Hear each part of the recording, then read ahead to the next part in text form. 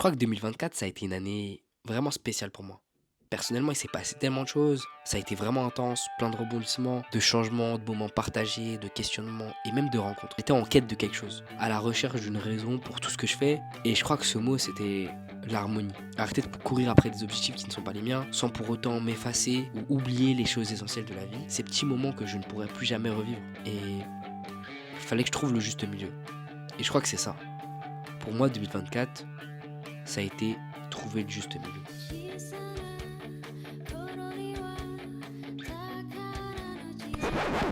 En vrai, l'histoire elle commence en septembre 2023. Pour la faire courte, je venais d'obtenir mon master, je sortais de 2 ans d'alternance, j'ai fait plaisir à ma mère, j'allais enchaîner vers un CDI. Sauf que, frérot, fallait que je respire un petit peu. Du coup, dans un élan de confiance, je savais qu'au taf il m'aimait bien.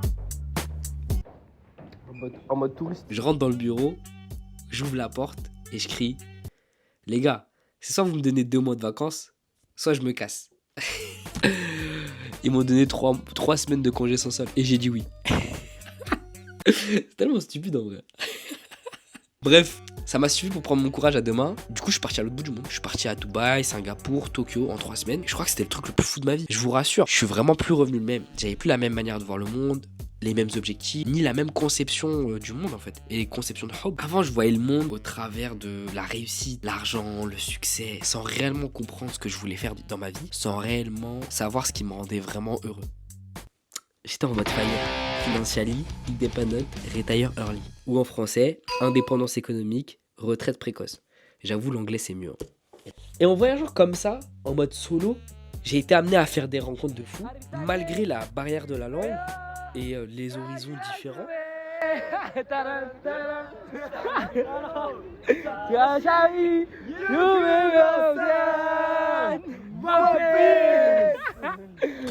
Les Japonais ils parlent pas anglais. Bah, on a quand même eu des échanges et des discussions très profondes et très intéressantes. De points de vue complètement différents. Comprenez-moi, moi je suis un mec du 9-1, j'ai fait toutes mes vacances à Zarzis, à aucun moment je suis sorti de ma zone de confort, et là je me mange une réclame culturelle très enrichissante. On parlait d'équilibre de vie, de trouver l'harmonie dans des sujets, on parlait de religion également, et en fait, il y a un mot qui revenait souvent, c'est vraiment de s'écouter. De prendre le temps de comprendre ce qu'on aimait, de comprendre ce que je voulais faire, de réussir à prendre du recul, à ne pas être trop investi ou même se rendre malade pour des projets qui ne fonctionnent pas. Au contraire, admettre l'échec. À mon retour, c'est ce que j'ai commencé à faire. J'ai commencé à m'écouter, j'ai commencé à prendre du recul, à écouter ce qui se faisait autour de moi et à bosser avec des gens que j'aimais et des projets qui m'intéressaient. J'ai commencé à bosser avec Hypemada, avec les gars de chez EC, La Taille et encore plein d'autres. Franchement, j'ai kiffé. J'ai kiffé et en plus ça, j'ai commencé à reprendre également de la photo. Et j'ai réappris à mixer, je me suis investi dans des courts-métrages. En fait, en sortant de ma zone de confort comme ça, bah, je ne faisais plus les choses pour qu'elles marchent, mais je les faisais pour les faire. Et j'ai même fait ça avec Hob. En vrai, si tu regardes tous les événements qu'on a organisés, bah, il n'y en a pas un que j'aime pas. Que ce soit Hop Picnic, Bassin Hop, le Hop Coffee, des événements que j'ai appréciés, organisés, me prendre la tête pour. Le retour il est incroyable. Et je voulais vous rendre cet appareil là avec le dernier événement de l'année. Je voulais clôturer sur une bonne note et vous transmettre tout ce que j'ai appris au cours de cette année. Trouver un moment où on peut réunir et regrouper tout le monde dans une sorte d'espace de vie. Initialement, je voulais faire un événement d'1 semaine. Mais j'avoue, l'inflation elle m'a eu. C'est pas facile. Mais du coup on a fait un événement de 3 jours. En vrai, j'ai envie de vous faire une petite confidence. Hob, je ne le vois pas comme un simple projet de marque de vêtements dans l'objectif de vendre des vêtements, mais comme un projet qui me suit jusqu'à ma tombe. En fait, j'ai vraiment envie de grandir avec vous, échanger, passer des moments avec vous, discuter, apprendre de vous, comme on le fait pendant les événements. C'est pour ça que je voulais, à ce moment-là, vous transmettre ce que j'ai appris au cours de cette année, l'INSEE Jam. Et donc, je voulais faire un vêtement harmonieux, mais un peu imparfait. J'ai appelé ma grand-mère, et je lui ai dit: Mamie, j'ai envie de faire une veste inspirée de mon premier voyage à Tokyo et partir la shoot dans les 4 coins de l'Asie. Mais comme je suis chouchou de ma grand-mère, bah elle a dit oui. Là, on retourne à septembre 2024 et juste après l'événement Rolls Hub, je prends le premier vol direction la Tunisie. Le plan, c'est qu'il fallait que je rejoigne Mami Hub et qu'on ait exactement 8 jours pour réaliser 2 vestes. Donc j'avoue que c'était vraiment short. Mais juste avant d'aller à l'atelier, je devais me rendre à 500 km de Zarzis, Tunis. Il y a trop de solaire là. Il y a trop de solaire. Bon les gars, je suis à Tunis là. L'objectif c'était de trouver un bon tissu dans un style berbère amazigh pour faire des vestes qui mélangent à la fois le Moyen-Orient. Quel Moyen-Orient? Je suis émirati moi. Qui mélange à la fois le Maghreb et les coupes asiatiques. Du coup, ce qui se passait, c'est que je devais trouver du tissu à la Madina, le quartier historique de Tunis, sauf que je me suis perdu. Ouais, je me suis perdu, frère, je sais pas où je suis. Je tourne en rond depuis tout à l'heure, là, je cherche un endroit, mais je le trouve pas, voilà. Ça me termine. Ce qui est fou et magique avec la Madina, c'est que c'est pas toi qui trouves ton chemin, c'est la Madina qui trouve son chemin pour toi. Non, j'avoue. Le soleil est juste, il tapait trop fort. Mais perso, je me sens super bien là-bas. Je me sens comme à la maison. Et finalement, j'arrive à bon port. Et j'avoue que face à tout ce tissu-là, j'étais comme un gosse. Hein. Je cherche du tissu pour faire des vestes. Carrément, j'en ai même mis sur moi. En fait, je sais pas lequel choisir entre les deux. Non, parce que le gris, moi, je prends le bleu à la place du gris. Ah, mais, le gris. Ouais. Mais il me faut un truc clair. T'as pas du beige, beige, voilà, bien de il y a pas? Avec ce motif, c'est vraiment dommage. Non, c'est pas grave, on va trouver une solution. Le problème, c'est que je sais pas lequel choisir. Du coup, ce que je vais faire, c'est que je vais appeler ma mère et je vais lui demander lesquels prendre et je vais prendre l'inverse. Bon, ma mère, elle m'a dit de prendre celui-là et celui-là. Du coup, je l'ai pas écouté. Je prends celui-là et celui-là. Voilà. Je t'aime, maman, bisous. En gros, les t-shirts, on va les broder. Ouais, je vous ai pas dit, j'avais des idées de patchwork. Je voulais faire des t-shirts qui matchent avec les vestes et de faire des grands robes. Bah, comme celui-là. Voilà. On voulait faire des t-shirts comme ça, mais j'avais pas l'idée, je ne savais pas que j'allais faire ça. Finalement, je suis trop content. Ça tue. Ça, c'est pour la sahob, c'est sûr. Sahob, on fait ça. Sahob, on fait ce t-shirt, c'est sûr et certain. Là, ça fait 20 minutes, je fais que d'acheter du coton là. Ça fait 20 minutes, Salam. Ça fait 20 minutes, genre je marche dans les trucs, je me perds, j'achète du coton, je me perds, je rachète du coton. Là, je sais pas combien de mètres de coton je fais au bout de ma vie, wesh. J'abuse. C'est très beau. Tu vas être sur la vidéo? Ouais, c'est bon, c'est parfait en temps. Vous voyez la gueule du stand? J'avoue, ça fait peur. Mais il y a une règle à Tunis que j'applique à chaque fois que j'y vais. Plus le stand il est douteux, plus la graille elle est bonne. Non, je rigole. Mais en tout cas, pour moi ça marche. Et perso, 5 dinars le casse-croûte plus la boisson, je prends le risque. Maintenant que j'ai le tissu, je devais me rendre à Zarzis. J'ai donc pris le premier Laouage direction Zarzis. Un Laouage, c'est une sorte de minibus qui traverse la Tunisie. Je vous vois venir avec vos blagues à 2 balles. Ouais, la Tunisie, c'est petit. Là, je suis posé là, tout seul là. J'ai pas d'amis, je mange des gâteaux. Le camion, il est là. Moi, je trouve ça pas difficile. Hein. Genre, les voyages en minibus, là, ça fait 3 heures qu'on roule. Là, on arrive dans 1 heure.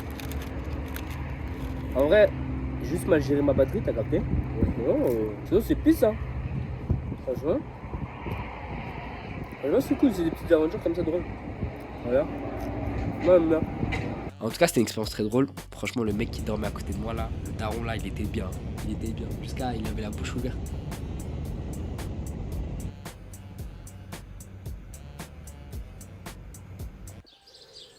J'arrive enfin chez ma grand-mère. Aïe aïe aïe.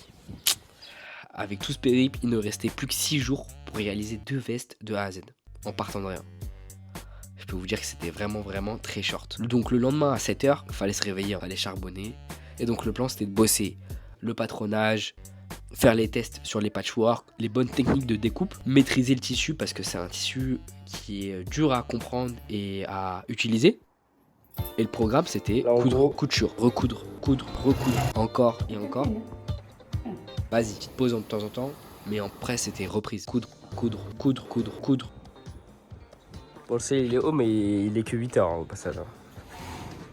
Charbonne. Il n'y a pas de retraite ici, il n'y a pas de retraite. Hein.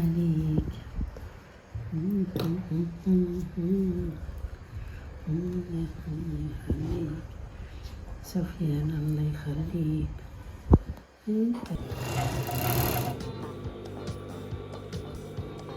là. C'est une bêtise. Là, en gros, on a le premier son qui ressemble à peu près à ça.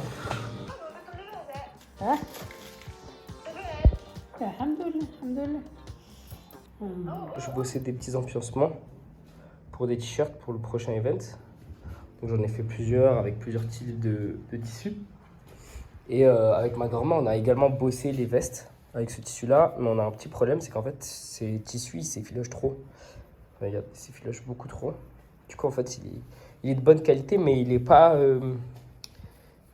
adapté pour ce qu'on veut faire. Donc là, l'objectif, c'est de faire quoi? C'est de le doubler. Après, il est beau, hein. Il est très très beau. Et de faire la même chose avec le blanc. Normalement, on fait ça demain, on fait les deux vestes demain. Comme ça, on est tranquille. Et après, on attaque le reste des idées. Mais perso, la vibe, elle était trop bien. On était comme isolé dans une bulle créative où l'objectif, c'était de puiser dans toutes mes inspirations au cours de cette année, toutes les idées que j'ai pu avoir avec ma grand-mère, mais également pendant mon apprentissage avec Irfan. Hein. T'oublies pas Maïji. Bon, là, il est 7h. Eh, vendredi 13, wesh. Voilà, j'ai même pas capté, vendredi 13. Bref, là, il est 7h, là. Je suis réveillé il y a 1 heure à peu près. Temps de faire mes trucs, tout ça. Là, je mange mon petit déj à l'aise. Mais du coup, ouais, là, l'objectif, c'est d'avancer sur le patronage avec la grand-mère. Parce que hier, on a pris du temps un peu à démarrer.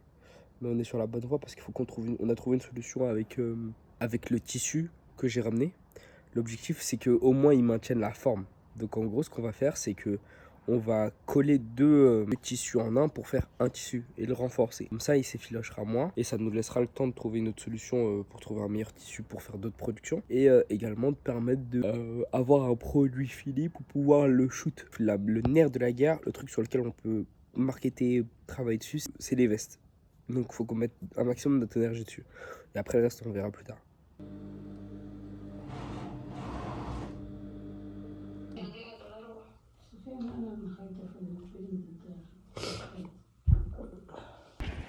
Wesh, ça marche là, sous le soleil.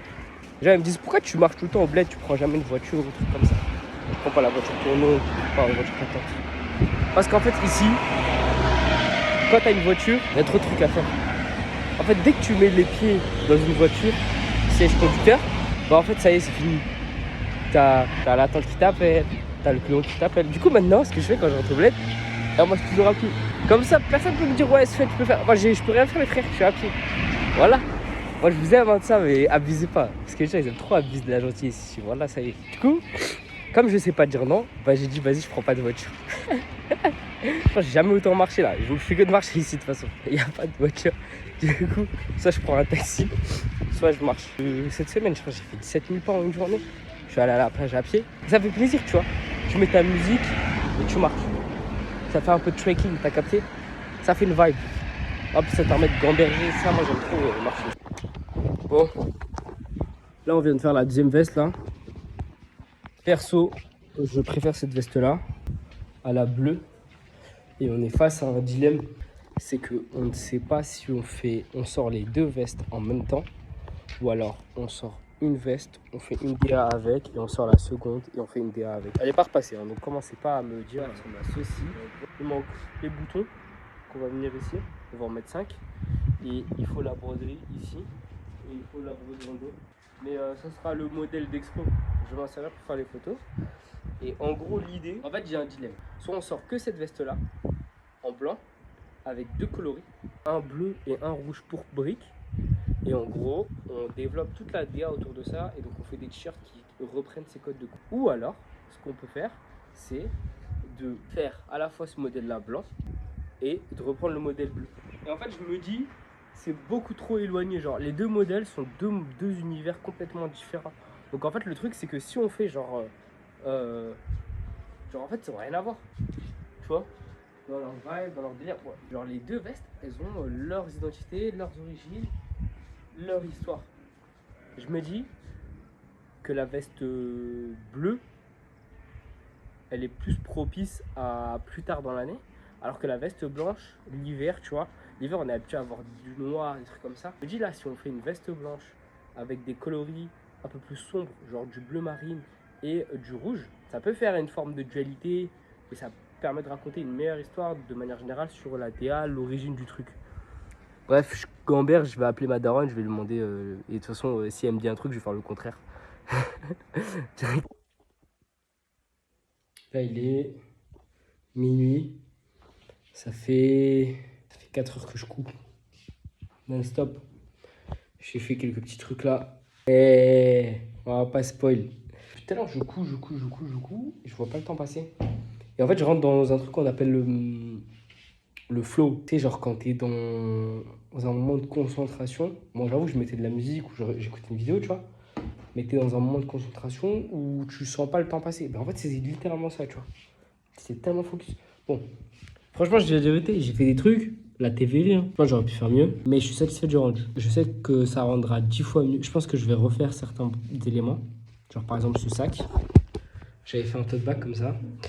Mais en fait, le problème, c'est que, comme je le disais la dernière fois, le problème avec ce tissu, c'est il y a un procédé pour l'utiliser et je ne l'ai pas fait. C'est comme en mode, faut le chauffer en fait avant, pour qu'il se rétrécisse et qu'il se resserre bien. Parce qu'en fait, il est étiré à la mort pour le faire paraître plus long. C'est des sujets techniques, on en apprend tous les jours. Hein. Franchement, je l'ai appris récemment, c'est ma grand-mère m'avait expliqué comment ça fonctionnait. C'est qu'il faut que je chauffe ce textile. En fait, tu le vois de toute façon, mais tu vois, c'est fin au travers, tu vois. T'es obligé de le chauffer pour l'épaissir. Et de toute façon, pour les vestes, on a 3 faces. On a le textile, une sous-couche et la doublure. Donc là, en gros, pour les logos, la hub que je suis en train de faire, donc je le chauffe au fer à repasser pour resserrer. Je vous montrerai après comment ça fait. Regardez, genre, quand on va mettre un peu de vapeur, il va se rétrécir. Vous avez vu? Regardez. En fait, il se resserre. Et en fait, c'est ça le procédé qu'il faut faire avant de le coudre. C'est qu'il faut le chauffer pour qu'il se resserre et qu'il soit plus solide. Voilà. C'était les tutos de Sofiane. Et en gros, le délire, c'est quoi? C'est que genre en mode... Bon, il me reste encore plein de chutes comme ça. Donc, pour faire plein de petits logos hub. Oh, astaghfirullah, ya Rabbi. Oh, j'ai eu peur. Là, en gros, il y a une fenêtre. Là, juste en face. Et vous avez vu, il y a de la lumière. Moi, j'étais concentré, focus. Et dehors, il fait nuit noire. Bon, il y a un peu de blanc, tu vois. Mais c'est une ambiance, waouh, t'es solennel. Je suis en train de bosser et en fait, je vois une ombre comme ça bouger devant moi. Alors que je sais que ma grand-mère, elle dort et il n'y a personne à la maison. Oh, le stress. Oh, j'en ai de la chair de poule, frère. Je sais pas si ça se voit. Voilà, j'ai de la chair de poule. Ouais, j'étais là, il y avait carrément. J'ai paniqué.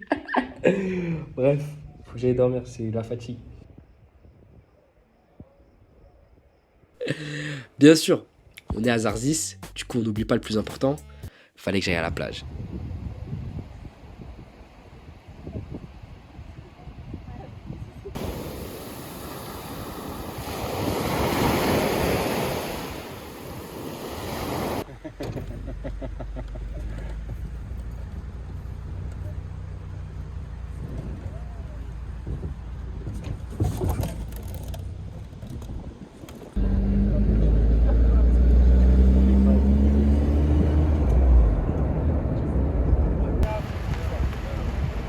Ça serait Luffy si Karis n'avait pas mis la lumière sur ce bras. Voilà. C'était où, Pazardis? Voilà, c'était où?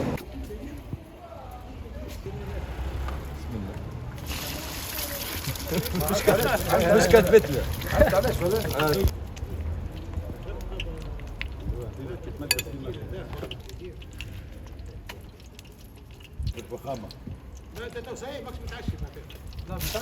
Plus le stand il est douteux, plus la graille elle est bonne. Ah, franchement, pépite. Ça y est, c'est la fin. On rentre à Paname. C'est fini là, le paradis, les petits trucs.